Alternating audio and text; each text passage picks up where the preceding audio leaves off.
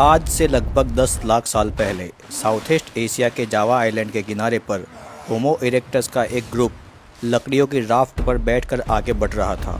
उन्हें नहीं पता था कि वो जिस जगह जाएंगे वो उनकी पूरी ज़िंदगी और आने वाली नस्ल को तबाह कर देगी। समुंदर की लहरें उन्हें एक टापू की तरफ खींच गई।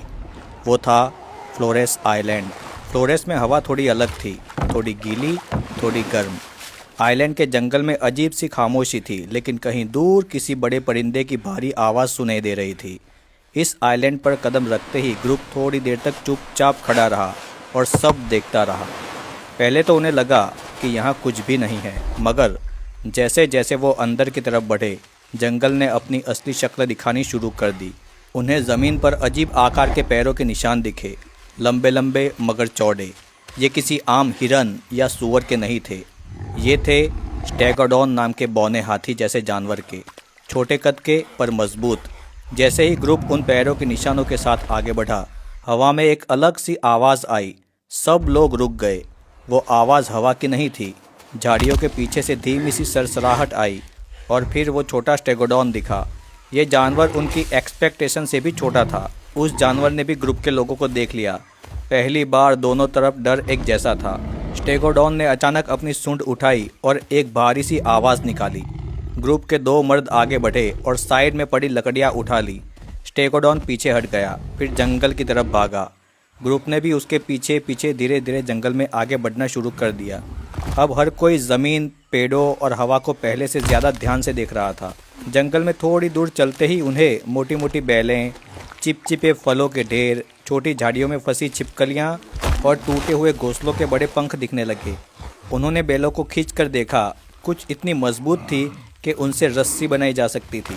सब लोगों ने फलों को उठाया। फलों में से कुछ फल मीठे थे, कुछ फल कसेले और कुछ तो ऐसे थे जिसे सूंघते ही सबने फेंक दिया। ये सब उनके लिए नया था, मगर जीने के लिए ज़रूरी था।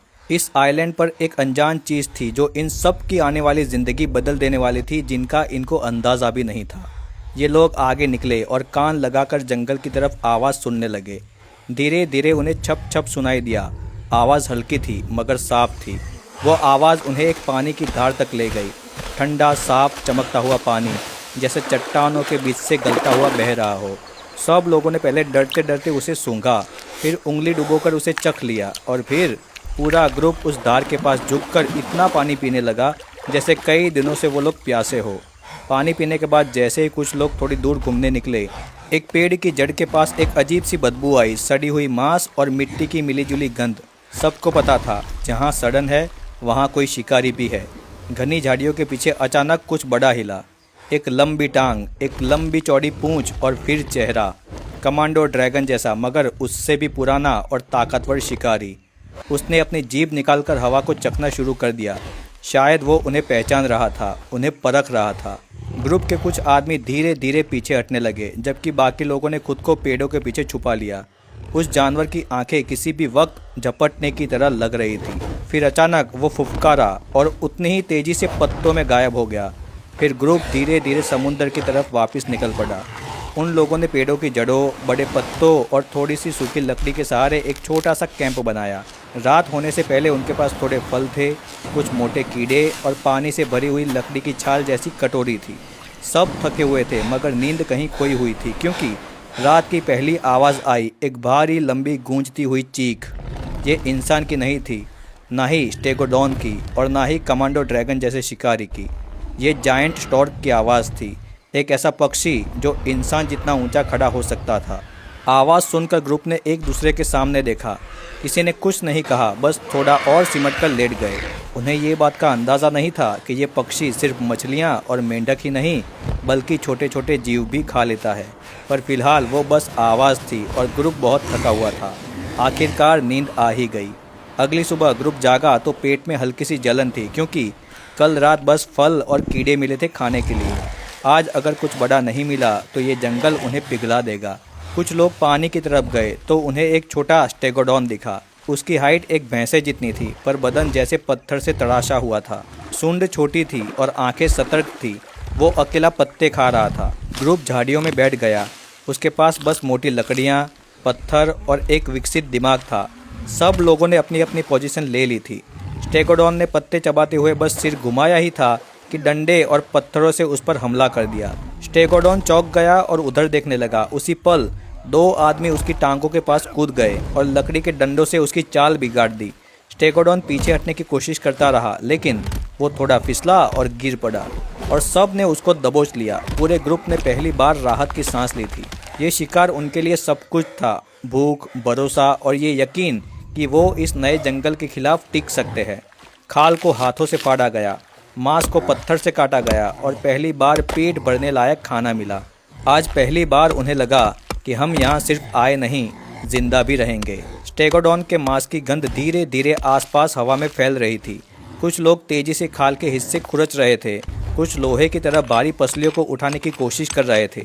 भूख ने सबकी उंगलियों में अजीब सी जल्दबाजी भर दी थी। जैसे ही ग्रुप ने स्टेगोडॉन का मांस अलग करना शुरू कर दिया, तभी पेड़ों के ऊपर से पत्तों का झड़ना तेज हो गया, क्योंकि किसी भारी चीज ने डाली पर छलांग मारी थी। सब लोगों ने सिर उठाकर देखा। ऊपर एक भयानक सा झुक कर घूरता हुआ साया दिखा। लंबी टांगे, लंबी गर्दन और काली चोंच। ये था जायंट स्टॉर्क। कुछ देर तक तो वो वही जमा रहा और इंसानों के वहाँ से हटने का वेट करता रहा, पर ये इंसान कहाँ मानने वाले थे। उन्होंने उसे नज़रअंदाज किया और अपना काम जारी रखा। मांस के बाकी पार्ट को हाथ में लेकर सब लोग अब कैंप की तरफ लौटने लगे, लेकिन रास्ते में मिट्टी पर नए निशान दिखे, गहरे, नुकीले और घुमावदार। ये उस शिकारी का था जो कल झाड़ियों में गायब हुआ था। वही पुराना वारानीड, कमांडो ड्रैगन से भी चालबाज। वो धीरे धीरे इंसानों पर नज़र रख रहा था। ये जानवर अक्सर इंसानों के पीछे पीछे चलता था, बस इस इंतज़ार में कि कब कोई घायल, धीमा या अकेला छूटे और वो उसको पकड़ ले। ग्रुप रुक गया, पर किसी ने भी मांस जमीन पर नहीं रखा, क्योंकि वो गंध इसे अट्रैक्ट कर सकती थी। एक ने पीछे घूम के बेलों का मोटा गुच्छा उठाकर पेड़ पर फेंका। टकराने की आवाज़ गूंजी। अगर वारानीड आसपास होता तो वो आवाज़ के जवाब में जरूर हिलता, पर आसपास सिर्फ हवा थी। ग्रुप आगे बढ़ता रहा और कैंप के पास पहुंच गया। बचा कुचा मांस वहां रख दिया और सब लोग सो गए। रात को जब सब लोग सो गए तो वारानीड अंधेरे में चुपके से उस मांस को सूंघता सूंघता आया और उसे खींच कर ले गया। अगली सुबह की धूप अभी फैली भी नहीं थी कि एक होमो इरेक्टस की आंख खुल गई। उसने जैसे ही देखा अपने आसपास कि मांस वहां पर नहीं है, तो उसने सबको उठा दिया और सबके चेहरे उतर गए, क्योंकि स्टेगोडॉन का मांस वहां से गायब हो चुका था। मिट्टी पर घसीटने के ताज़ा निशान थे। भूख की वजह से आज उन्हें फिर शिकार करना ही था। दोपहर हो गई थी। वो लोग जंगल की तरफ आगे बढ़े और आगे चलकर उन्हें वही छोटा स्टेगोडॉन दिखा। मगर आज ग्रुप के दिमाग में एक बात घूम रही थी, ये इतना छोटा क्यों है? होमो इरेक्टस खाने की तलाश में अफ्रीका से निकलकर एशिया होते हुए यहाँ तक आए थे, इसीलिए उन्होंने ज़मीन पर बड़े बड़े हाथी देखे थे, पर ये तो बस भैंसे जितना छोटा था। सब इसे देखते ही रह गए। तभी अचानक उनके दाएं तरफ की मिट्टी खिसकी। एक भारी हरकत हुई। एक छाया झाड़ियों से निकलकर बाहर आया। ये चूहा था, लेकिन दुनिया के किसी भी चूहे जैसा नहीं था। आकार में लगभग इंसान की कमर तक, घनी मूछें, मोटी पूंछ और सीने पर हल्का धब्बा। ये था फ्लोरेस जायंट रैट। ग्रुप का एक आदमी धीरे से आगे आया और हाथ में बड़ा पत्थर उठा लिया और अचानक झटके से उसे फेंका। पत्थर चूहे के सिर पर लगा और चूहा धड़ाम से गिर गया। ये उनका आज का पहला शिकार था। सब ने पहले तो उसे ध्यान से देखा, क्योंकि ये चूहा मेनलैंड के चूहों से काफ़ी बड़ा था। ग्रुप ने उसे खाना शुरू किया और बाकी बचा मांस उठाकर कैंप की तरफ ले जा रहे थे, पर उनको ये बात सता रही थी कि हाथी यहाँ पर इतने छोटे हैं और चूहे इतने बड़े कैसे। जब ग्रुप चूहे को उठाकर नदी के पास पहुँचा, तभी पानी में दो पीली आंखें बाहर सतह पर तैरती हुई आई। फिर एक छोटा सा मगरमच्छ बाहर आया। ये मगरमच्छ साइज़ में इंसान की जांघ जितना था। ये मेनलैंड वाले बड़े बड़े मगरमच्छ की तुलना में बहुत ही छोटा था। ये था बोना क्रोकोडाइल। ग्रुप उसे देखते ही समझ गया, यहाँ बड़े बड़े जानवर छोटे हैं। कुछ देर के बाद उनका ध्यान झाड़ियों में छुपे वारानीड पर गया, जो 2-3 दिन से उनका पीछा कर रहा था।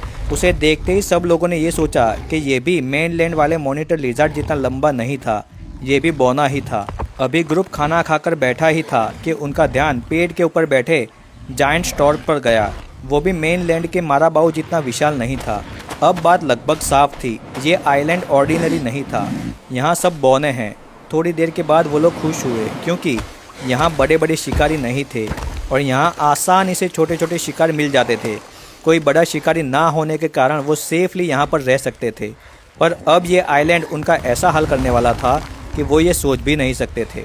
बारिश के टाइम ये लोग गुफा में चले जाते थे और धीरे धीरे इस आइलैंड पर सर्वाइव करने लगे थे। खाना कम मिलता था पर ज़िंदगी अच्छे से चल रही थी। धीरे धीरे ऐसे ही लाखों साल बीतते रहे और उनके बच्चे इस आइलैंड को अपना घर बना चुके थे।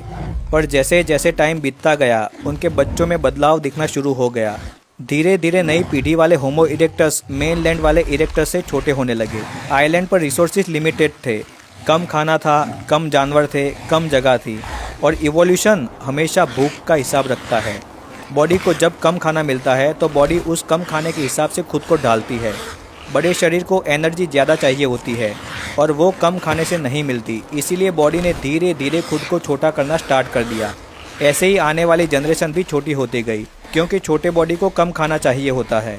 ये बदलाव 100-200 साल में नहीं आया, ये बदलाव आने में लाखों साल लगे। लाखों साल बीतने के बाद ये लोग इतने छोटे हो गए थे कि जब ये लोग यहाँ पर आए थे तब उनकी हाइट लगभग 6 फीट थी और अब सिर्फ 3 फीट रह गई है। ये लोग होमो इरेक्टस में से होमो फ्लोरेंसियंसिस बन चुके थे, जिसे हॉबिट ह्यूमन भी कहा जाता है।